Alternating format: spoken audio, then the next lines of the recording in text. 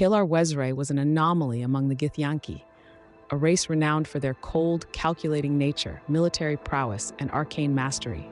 Born in the astral plane's famed floating fortress of Tunarath, Qelar carried the heavy expectations of his ancestors, astral raiders serving the Lich Queen Vlaakith with unswerving loyalty. Yet, even as a youth, a seed of doubt grew within Qelar, a questioning spirit that found little satisfaction in mindless conquest and eternal servitude.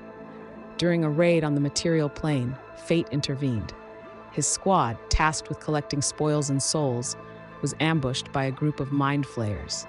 The encounter was fierce, and amidst the chaos, Qelar was thrown into a planar rift, spiraling toward an unfamiliar world. As he plummeted through the dimensions, fragmented memories emerged, glimpses of a future unshackled by violent duty. Qelar awoke in a sun-dappled field, far removed from the cold steel and harsh atmosphere of Tunarath. He was discovered by Nahor, a sagacious farmer living on the outskirts of a peaceful village. Wounded and weak, Qelar accepted Nahor's aid out of necessity, staying to regain his strength.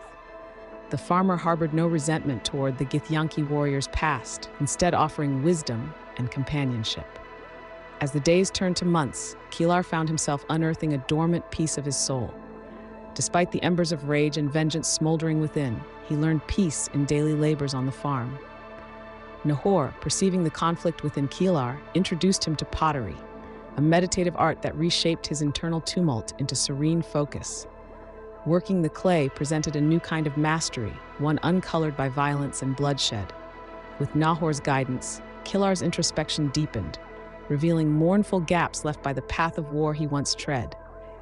His heritage whispered ancient lessons of combat and conquest, yet his eyes now appreciated the rich tapestry of community weaving this village together. Qelar began to protect the lands and people with a fierce dedication that fused his past prowess with newfound empathy. The relationship with Nahor evolved into a profound bond, like mentor and disciple, father and son. Through Nahor, Qelar learned of compassion, of choices made by the heart, casting aside the chains his birthright had laid upon him. He confided in Nahor about the nightmarish visions of Vlaakith's vengeance and his guilt over abandoning his comrades. Together, they crafted strategies should the spectral ties reattempt to drag him back. Time introduced more than serenity. It awakened the call of unfinished business. Qelar yearned to reconcile with his Githyanki kin, envisioning a path forged not from servitude, but choice.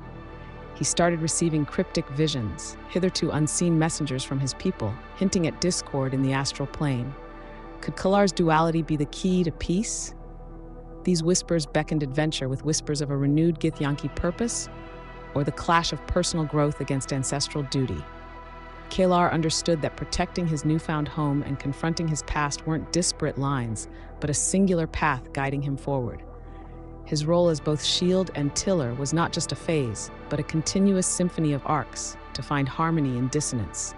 As Qelar carved out this life bridging two worlds, the stage was set for wider sagas, of mind flayer conspiracies reaching cross planes, of Githyanki seeking new paths amidst tradition's wreckage. Each step was an opportunity to weave these threads with his companions, forging a tapestry that reflected not just his destiny, but that of the realms beyond.